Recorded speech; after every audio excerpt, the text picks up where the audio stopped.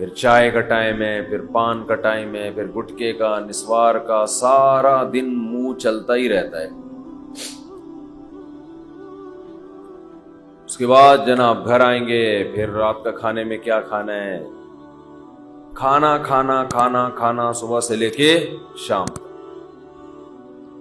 Normal routine میں 6-7 گھنٹے کوئی انسان کھائے پیے بغیر رہ لے، کچھ بھی نہ کھائے، ایسا کہیں بھی نہیں ہوتا، پوری دنیا میں نہیں ہوتا۔ کچھ نہ کچھ تو انسان چکھ ہی لیتا ہے۔ بھئی 6 گھنٹے سے کچھ نہیں کھایا، چلو تھوڑی سی چینی اٹھا کے منہ میں رکھ لو، چلو 2 گھونٹ پانی کے ہی پی لو، ایسا ہی ہوتا ہے نا۔ چلو بھائی 2 نوالے، چلو دودھ کے دیگچی سے ڈھکن ہٹا کے 1 چمچ ملائی چاٹ لو۔ ہر آدمی کے الگ طریقے، کچھ بھی نہیں یار آدھا کپ چائے پی لو، صبح سے چائے نہیں پی لو، کہہ رہے ہوتے ہیں نا۔ لیکن رمضان میں کیسی اللہ تعالیٰ روٹین چینج کراتے ہیں، ایک دم عالم اسلام میں ایک تہلکہ مچتا ہے۔ سحری تقریباً صبح 5 بجے بند ہو رہی ہے، تقریباً، اوپر نیچے، ایسا نہ ہو آپ ساری دنیا میں 5 بجے تک کھاتے رہیں بیٹھ کے، مثال دے رہا ہوں۔ تو 5 بجے کے بعد 6 7 8 9 10 11، دوپہر 11 بجے 6 گھنٹے ہو گئے، آپ نے نہ کچھ کھایا اور نہ پیا۔ چلو 6 گھنٹے، 12 1 بج گیا اور 8 گھنٹے ہو گئے۔ نارمل دنوں میں ایسا نہیں ہوتا کہ 8 گھنٹے تک ایک نوالا بھی آپ نہ چکھیں۔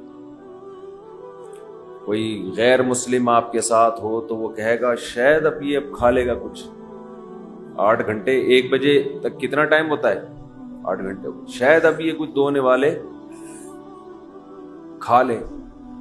پھر وہ آپ کو دیکھ رہا ہے بھائی ابھی بھی نہیں کھا رہا ہے، ویسے تو جائیدادیں کھا جاتا تھا، ہے بھائی، جو چیز کھانے کی نہیں بھی ہوتی تھی وہ بھی کھاتا تھا، اور اب پتہ نہیں کیا ہو گیا اس کو۔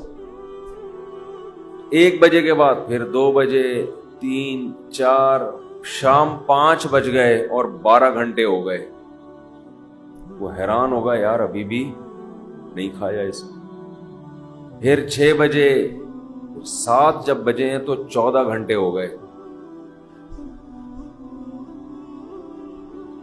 ہو سکتا ہے کوئی غیر مسلم آپ کے ساتھ ہو، دیکھے کہ بھئی آج شاید اس کو کھانا نہ ملا ہو، 1 دن برداشت کر لیا اس نے، 14 گھنٹے تک نہ کھایا اور نہ پیا۔ شاید کچھ شوگر لیول کم کرنا چاہتا ہو، یہ کسی ڈاکٹر نے مشورہ دیا ہو کہ آج تمہاری آنتوں میں کوئی سوزش ہے، کوئی پرابلم ہے، تو 14 گھنٹے تک مت کھاؤ۔ اس کے بعد آپ نے کھایا، وہ الگ بات ہے، پھر ایسا کھایا کہ پولیس بھی آپ کو نہیں روک سکتی۔ پھر کیا ہوا ہے کہ آپ سارا دن آپ نے روزہ رکھا، اس کے بعد غیر مسلم دیکھے گا کہ شاید اب ان کے مذہب میں نماز کی آج چھٹی ہوگی، کیونکہ انہوں نے نماز سے بڑھ کر محنت والا کام کر لیا ہے۔ لیکن وہ دیکھتا ہے کہ اب یہ عشاء کے بعد اور مزید لمبی لمبی رکعتیں پڑھنا شروع کرتے ہیں، جو پورے سال میں یہ عمل نہیں ہوتا۔ اِنَّهُ يَرَاكَ حِينَ تَقُومُ وَتَقَلُّبَكَ فِي السَّاجِدِينَ، اے نبی جب آپ نماز کے لیے کھڑے ہوتے ہیں وہ اللہ آپ کو دیکھتا ہے، اور سجدہ کرنے والوں کے ساتھ الٹتا پلٹتا بھی آپ کو دیکھتا ہے اللہ۔ تراویح میں کیسے رکوع میں جا رہے ہیں، پھر قومہ میں جا رہے ہیں، پھر سجدے میں گر رہے ہیں، پھر سجدے سے بیٹھ رہے ہیں، پھر دوبارہ سجدے میں جا رہے ہیں، پھر کھڑے ہو رہے ہیں، پھر دوبارہ رکوع، پھر قومہ، پھر سجدہ، پھر سجدے سے۔ کوئی کھڑے ہو کر دیکھ رہا ہو جس نے کبھی یہ عبادت نہ دیکھی ہو تو وہ حیران ہوگا نا کہ یہ مسلمان پاگل ہو گئے ہیں، دماغ خراب ہو گیا ہے، ان کو ڈاکٹر نے ایکسرسائز کا کہا ہے، ایک ہی کام کیے چلے جا رہے ہیں، کیے چلے جا رہے ہیں، رکنے کا نام لے ہی نہیں رہے۔ جس نے کبھی یہ عبادت نہ دیکھی ہو تو حیران ہوگا نا یہ کر کیا رہے ہیں. ایسا تو کسی چرچ میں نہیں ہوتا, ایسا تو کسی مندر میں نہیں ہوتا, ایسا تو کسی یہودیوں کی عبادت گاہ میں نہیں ہوتا. کتنی لمبی لمبی رکعتیں ہوتی ہیں تراویح کی. تو کوئی غیر مسلم دیکھ رہا ہو کہ آج انہوں نے یہ کام کیا 14 گھنٹے, شاید کسی ڈاکٹر نے مشورہ دیا ہو, پھر دیکھتے ہیں اگلے دن پھر اٹھائیے اسی ٹائم پہ ہے بھائی, پھر 4:45 بجے تک کھایا, اس کے بعد پھر کھانے پینے سے رک گئے, اب پھر 6 گھنٹے ہو گئے کچھ نہیں کھا رہے, 7 گھنٹے ہو گئے, اس نے سوچا 8ویں پہ شاید کھا دیں, 9 گھنٹے ہو گئے, 10 گھنٹے ہو گئے, 11 گھنٹے ہو گئے, 12 گھنٹے ہو گئے, 13 گھنٹے ہو گئے, 14 گھنٹے کے بعد جا کے پھر کھایا. تو وہ کہے گا یہ باولے ہو گئے ہیں, یہی کہے گا نا, ان کا دماغ کیا ہو گیا ہے یار. ایک دن ڈاکٹر مشورہ دیتا ہے, 2 دن دیتا ہے, پھر وہی تراویح, وہی مریخ سے آیا ہوا تھا نا کوئی جس کو پتہ نہیں تھا رمضان کا, اگلے دن دیکھا پھر وہی.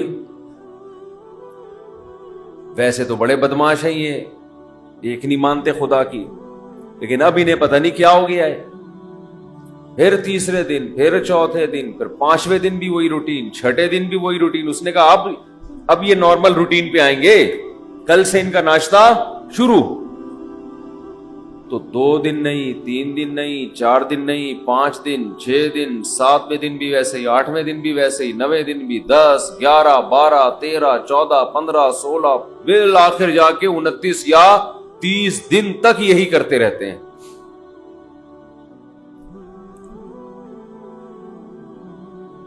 تیس دن کے بعد جا کے اللہ ان کو سہولت دیتا ہے, بھائی اپنی پرانی روٹین پہ واپس آ جاؤ. یہ بھی کیا ہے, اللہ اپنے بندوں کو اپنا آپ یاد دلاتا رہتا ہے. کوئی ہم سے پوچھے گا تمہیں کیا ہو گیا, اچھے بھلے تم صبح سو کے اٹھتے تھے, ناشتہ کرتے تھے, کوئی صبح صبح نسوار لگا رہا ہے, کوئی صبح صبح پان کی طرف جا رہا ہے, کوئی گٹکے کی طرف جا رہا ہے, کوئی چائے پی رہا ہے, یہ کیا ہو گیا تمہیں؟ تو ہم جواب میں کیا کہتے ہیں, بھائی یہ کیوں کر رہے ہیں ہم, کس کا حکم ہے؟ اللہ کا حکم. تو اللہ اپنے آپ کو یاد رکھوانے کے لیے ہم سے یہ کام کرواتا ہے. سمجھ میں آ رہی ہے بات کہ نہیں آ رہی ہے؟ اللہ چاہتا ہے کہ میں یاد رہوں تمہیں. آپ کہہ سکتے ہیں کہ بھئی ہم نماز پڑھتے تھے پورے سال تو اللہ کو یاد رکھتے تھے نا, فجر بھی پڑھ رہے ہیں, ظہر بھی پڑھ رہے ہیں, عصر بھی, تو بس کافی ہے نا. کافی اس لیے نہیں ہے کہ یہ چیز نمازی کے لیے ایک روٹین کی چیز بن جاتی, عادت پڑ جاتی ہے, وہ بھول جاتا ہے. وہ سمجھتا ہے کہ جیسے بچے اسکول جاتے ہیں نا, تو بچوں کو تھوڑی پتا ہوتا ہے میں نے اسکول اس لیے جا رہا ہوں کہ میں سائنسدان بنوں گا, میں ڈاکٹر بنوں گا, میں انجینئر بنوں گا, میں پائلٹ بنوں گا. بچے اس کے لیے جا رہے ہوتے ہیں, ایک روٹین, ایک عادت پڑ چکی ہے. وہ کہتے ہیں زندگی میں ہم پیدا ہی اس لیے ہوئے ہیں کہ رات کو ہم نے جلدی سونا ہے, صبح اٹھنا ہے, ہماری امی نے ہمیں ناشتہ کرا کے دھکا دے کے وین میں بٹھا دینا, پھر وین جائے گی, وہاں ہم اتریں گے, ٹیچر ہمیں پڑھائیں گے, پھر چھٹی ہوگی, پھر وہاں سے گھر آئیں گے, بس. تو وہ روٹین کی چیز بن جاتی ہے. تو اللہ تعالیٰ اپنے بندوں کو اپنا آپ یعنی اللہ یاد دلانے کے لیے عبادت کی روٹین میں چینجنگ لاتے رہتے ہیں. اور دیکھیں کیا کرتے ہیں اللہ تعالیٰ, نماز قضا کرنا اسلام میں سب سے بڑا جرم, اس سے بڑا جرم اسلام میں نہیں ہے.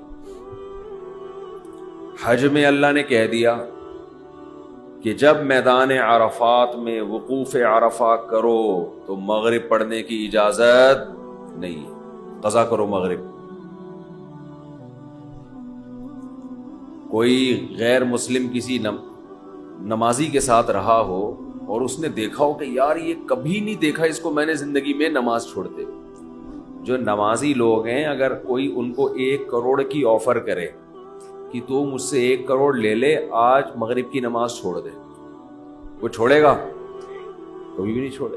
نمازی ہوگا تو نہیں چھوڑے گا, وہ کہے گا 1 کروڑ یا 1 ارب میرے لیے کیا یہ برابر. لیکن وہ دیکھ رہا ہے غیر مسلم کہ یار یہ حج کرنے گیا ہے وہاں اللہ کو راضی کرنے, لاکھوں روپے خرچ کر کے, اور عرفات میں مغرب اس نے پی گیا، یہ مغرب پی گیا، یہ ہے بھائی، پڑھ ہی نہیں رہا۔ اس سے پوچھو کیوں نہیں پڑھ رہا؟ بھائی مزدلفہ میں جا کے عشاء کی نماز جب ہوگی تو اس کے ساتھ پڑھوں گا۔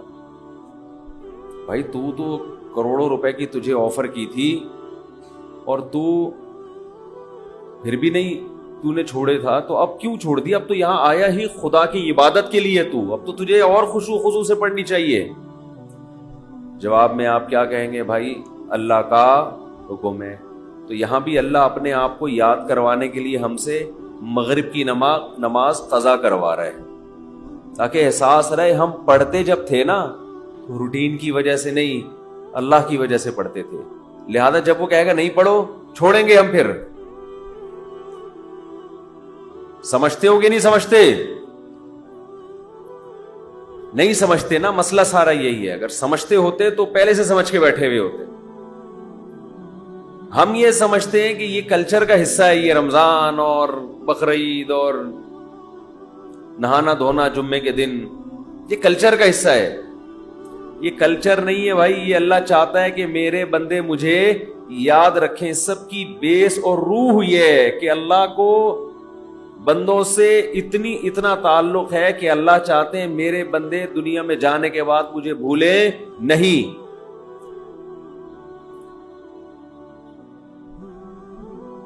مجھے یاد رکھیں میرے بندے۔ تو ہر وہ چیز جو آپ کو اللہ یاد کرواتی رہے گی، اللہ کی نظر میں اس چیز کی ویلیو سب سے زیادہ ہے۔ کون سی چیز ہے جو آپ کو سب سے زیادہ اللہ یاد دلاتی ہے؟ وہ عبادت ہے دعا۔ سمجھتے ہیں کہ نہیں سمجھتے؟ آج دعاؤں میں زیادہ زور نہیں ہے، یہ بڑا مسئلہ ہے۔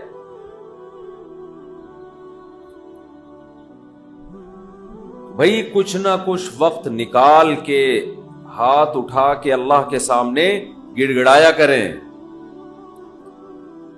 آج ہم لوگوں نے دعائیں مانگنا چھوڑ دیے۔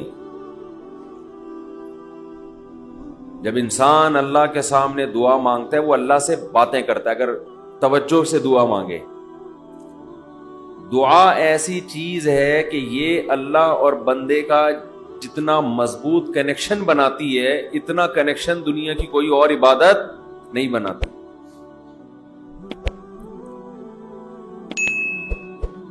ہمیں شیطان ورغلاتا ہے کہ اس سے مل کیا رہا ہے تمہیں، نظر تو کچھ بھی نہیں آتا، ملتا تو کچھ بھی نہیں ہے۔ یہ شیطان کا بہت بڑا دھوکہ ہے، وہ بندے اور اللہ کے تعلق کو مضبوط نہیں ہونے دیتا۔ حضرت عمر رضی اللہ تعالی عنہ فرمایا کرتے تھے کہ مجھے اس کی زیادہ فکر نہیں ہوتی کہ میری دعائیں قبول ہو رہی ہیں کہ نہیں ہو رہی، مجھے زیادہ فکر اس کی ہوتی ہے کہ دعائیں مانگنے کی توفیق مل رہی ہے کہ نہیں مل رہی۔ دعائیں مانگنے کی توفیق مل رہی ہے اس کا مطلب قبول ہو رہی ہیں۔ فوکس تو اس کو کرو کہ دعا مانگ رہے ہیں کہ نہیں مانگ رہے۔ یہ کیسے ہو سکتا ہے کہ اس احکم الحاکمین کے سامنے ہاتھ اٹھاتے ہوں اور وہ خالی ہاتھ واپس کرتا ہو؟ تو آج دعاؤں میں جان ختم ہو گئی، دعائیں مانگنا چھوڑ دی۔ یہ جو میں نے قرآن کی آیت پڑھی ہے، رمضان اور دعا کا آپس میں بہت گہرا تعلق ہے، بہت گہرا۔ جب انسان اللہ کے لیے کوئی عبادت کرتا ہے، کوئی قربانی دیتا ہے، اللہ کا نام قرآن میں ہے شکور، قدردان۔ شکور کسے کہتے ہیں؟ قدردان۔ آپ تھوڑا کرو وہ اس کی قدر بہت زیادہ کرے۔ کچھ لوگ ناقدرے ہوتے ہیں نا، آپ کچھ بھی کر لیں ان کے لیے کہتے ہیں نا ناقدرہ ہے، میری بات کو ویلیو ہی نہیں دیتا، میرے احسان کو ویلیو ہی نہیں دیتا۔ اس لیے علماء کہتے ہیں کہ افطار کے وقت دعا کرنی چاہیے، کیوں؟ آپ نے سارا دن اللہ کے لیے ایک قربانی دی ہے، یہ بڑی بات ہے۔ آپ کی نظر میں شاید اس کی ویلیو نہ ہو، اللہ کی نظر میں اس کی بڑی ویلیو ہے کہ میرا بندہ نے مجھے دیکھا نہیں ہے اور اس نے سارا دن میرے لیے کھانا پینا چھوڑ دیا. کیا کر رہے ہیں؟ یہ مکھی تنگ کر رہی ہے، لیکن اتنا ایسے نہ پکڑیں کہ مکھی سے زیادہ آپ تنگ کرنا شروع کر دیں. بس بھاگ گئی، نام ہی کافی ہے. تو کیا بات چل رہی تھی یار؟ دعا کی تو چل رہی تھی یہ یہاں. ہاں، افطار کی بات کر رہا تھا.